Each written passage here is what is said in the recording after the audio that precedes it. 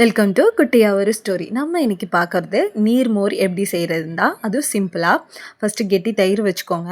அப்புறம் நான் ஒரு ஜூஸ் ரெடி பண்ணியிருக்கேன். நெல்லிக்காய், கருவேப்பிலை, கொத்தமல்லி, பச்சை மிளகாய், இஞ்சி எல்லாத்தையும் போட்டு அரைச்சி ஃபில்டர் பண்ணி வச்சுருக்கேன். ஃபஸ்ட்டு கெட்டி தயிரை போட்டு மத்தால் நல்லா கடகடன்னு கடைஞ்சி எடுத்துட்டிங்கன்னா அழகாக க்ரீமியாக ரெடி ஆகிடும்.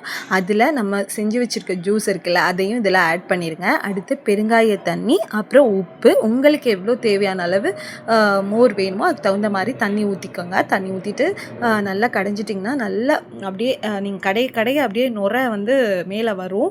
அப்போ வந்து இது பர்ஃபெக்டாக ரெடி ஆகிட்டுன்னு அர்த்தம். இது ரொம்ப சூப்பராக இருக்கும், ரொம்ப ஹெல்த்தியும் கூட.